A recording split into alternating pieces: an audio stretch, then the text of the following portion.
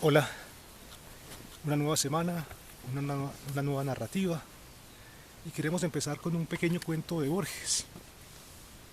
Se llama El mar, el joven mar, el mar de Ulises y de aquel otro Ulises que la gente y del Islam apodó famosamente es Sibindá el mar de grises olas, de Erico el Rojo, alto en su prosa, y el de aquel caballero que escribía, y a la vez la epopeya y la elegía, y de su patria, en la ciénaga de Gaoa, el mar de Trafalgar, el de Inglaterra, cantó a lo largo de su historia, el arduo mar que ensangrentó la gloria, en el diario ejercicio de la guerra, el incesante mar, que en la serena mañana surca la infinita arena. Con un pequeño fragmento de Borges, queremos también empezar narrando ese acontecer de la vida, esas experiencias tan hermosas.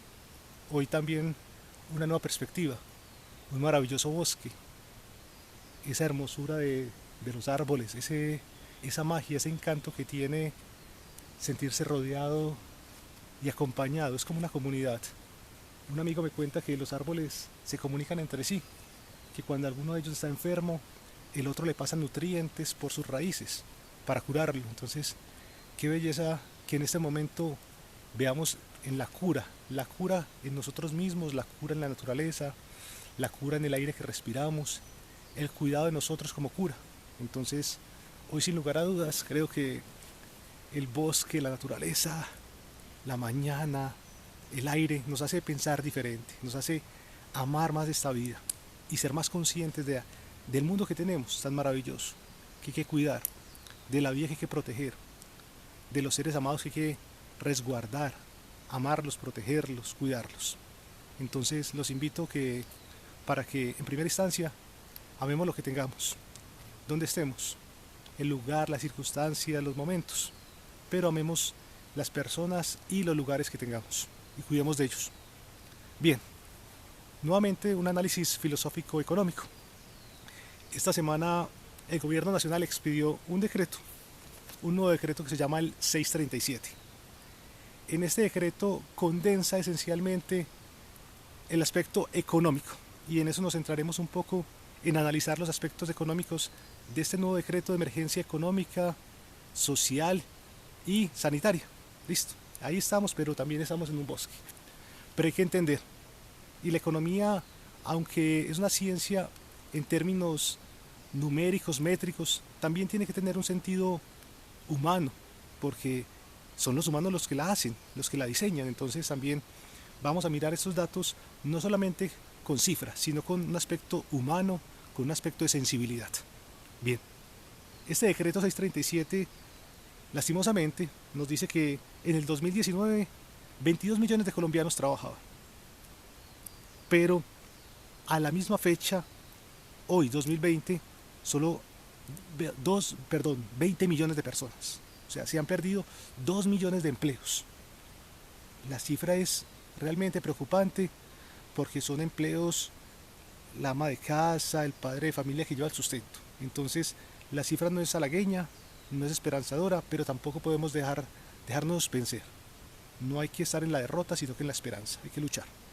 Entonces, 2 millones de empleos, esperamos que se reactiven, que nuevamente que se abrió la economía un poco, las personas salgan a trabajar, a buscar su sustento, a llevar el pan a la casa.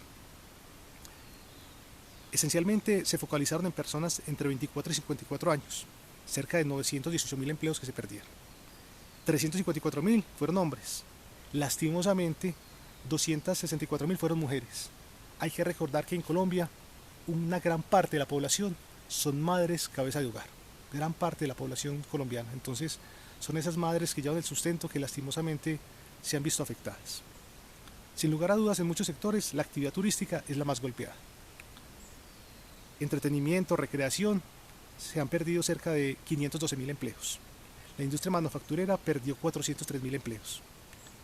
Según la encuesta de la ANDI, solo tendrían las empresas para pagar 11 días para operar, y si destina la totalidad de su caja, de sus ingresos, para pagar nómina, seguridad social, proveedores, la DIAN, sectores financieros y contratos. Entonces, una empresa que esté operando y que quiera pagar todas estas obligaciones económicas que tiene, lastimosamente en 11 días tendría que cerrar. Si llegase solamente a pagar nómina y salarios, tendría 33 días para operar. Por eso la apertura ahorita de sectores empresariales le da un respiro a las empresas para que tengan flujo de caja, ingresos, para poder conservar su actividad productiva y esencialmente conservar los empleos. Insisto, y no me cansaré de insistir, que el empleo es el epicentro de todo.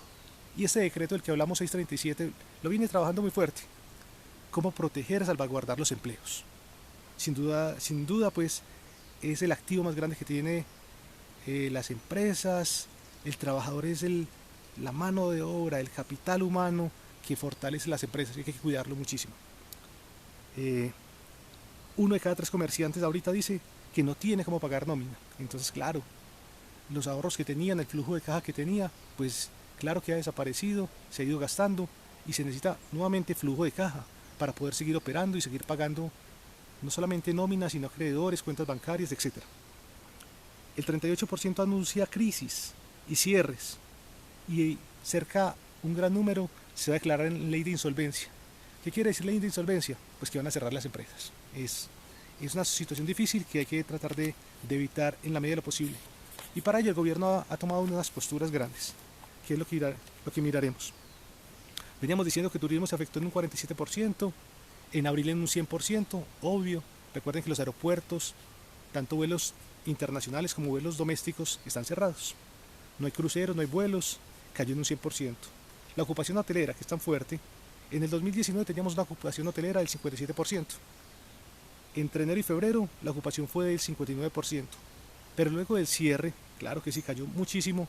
En marzo cayó un 30%, y a hoy abril la ocupación hotelera es cerca de un 3%. ¿Y quiénes habitan los hoteles en este momento? Creo que muchos extranjeros que se quedaron varados en el país están en el sector hotelero, pero fuertemente la población hotelera se ha visto muy golpeada. Se redujeron los pasajes totalmente, cerca de 2 millones de tiquetes aéreos se han visto afectados. Una disminución nunca antes vista del PIB. Sin lugar a dudas, el Producto Interno Bruto ha caído muchísimo. Algunos analistas hablan de cerca de un 7%. Es muy fuerte la caída de los ingresos, es muy fuerte la contracción económica que en este momento tenemos. En este momento, 3 aspectos esenciales. El primero, la disminución del PIB. El segundo, la necesidad de mayor gasto público. Claro que sí, el gobierno en este momento necesita invertir. ¿Y en qué está invirtiendo? Hospitales, saneamiento, personal médico y sanitario. Sectores como Familias en Acción, Colombia Mayor, Colombia Joven son factores y son beneficiarios de apoyo por parte del gobierno. Pero en este caso, también el gobierno está tratando de girar algunos recursos para población que no está dentro de este grupo de beneficiados. Y la disminución de los ingresos de la nación. Esencialmente, hay un mayor déficit fiscal. Se habla ahorita tenemos un precio del barril de $16. Entonces, sin lugar a dudas, caída del PIB muchísimo por exportaciones, inversión extranjera directa se ha caído muchísimo en 34%, ingresos de cuenta corriente del gobierno en un 10%, suspensión de contratos, despidos colectivos, deterioro del mercado laboral y desempleo. Veníamos diciendo que la tasa puede oscilar entre el 15 y el 20%. La semana pasada el DANE sacó la cifra de desempleo. A todos esos datos hay que sumarle 2-3 puntos por encima, porque realmente la situación real es fuerte. Hay unas salvaguardias, unas ayudas en este momento. En este momento las cajas de compensación familiar recibieron 454.000 postulaciones para beneficios de protección al cesante. El cesante es la persona que ha dejado de laborar. De los cuales, de esos 454.000 postulados, 47.200 fueron beneficiarios. La fecha hasta el 27 de abril. Es importante que quienes han trabajado encuentren en las cajas de compensación familiar un apoyo. Recuerden que las cesantías es la salvaguardia, el apoyo que tiene el trabajador para momentos de crisis. Es un mecanismo de protección. Bien, ya lo habíamos dicho y lo vamos a recordar que el trabajador disminuyó sus ingresos. Tenemos el decreto 488, el que habla que el trabajador que disminuya sus ingresos, certificado por el empleador, podrá retirar de su cuenta de cesantías el monto que le permita compensar dicha reducción para poder mantener sus ingresos constantes. Solo aplica para fondos de pensiones y cesantías privadas. Y la fecha de corte dijimos que es para el 10 de mayo. Entonces es importante para los trabajadores que tengan sus fondos de cesantías o de pensiones en sectores privados y que están cesantes, que puedan reclamarlos. Habíamos dicho que las cajas de compensación familiar, quien haya cotizado durante los 5 años y durante un año de forma constante, podrá solicitar un auxilio para recibir 2 salarios mínimos que serán pagados en 3 mensualidades.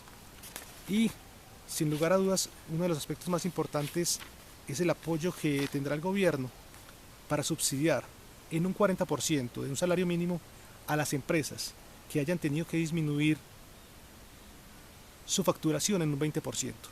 Entonces, aquellas empresas que hayan visto afectada su facturación, el gobierno va a subsidiar con un 40% a sus empleados. Importantísimo, ¿para qué? Para sostener el empleo, para ayudar para evitar esa contracción económica y para evitar que se sigan generando despidos y tasas de desempleo. Entonces, nuevamente, un apoyo desde aquí, desde la montaña, un ánimo desde esta naturaleza tan hermosa, el verde, el silencio, el disfrute. Entonces, vamos a seguir acompañándonos, cuidándonos y vamos a valernos de la literatura, de la música, de las formas artísticas que podamos, del deporte, para seguir pasando esta etapa de la vida, que va a ser parte de nuestra historia. Entonces, después contaremos cómo terminamos de un salón de clase a un aula de youtuber. Entonces, un abrazo bien grande, esperamos vernos, pero también cuidarnos y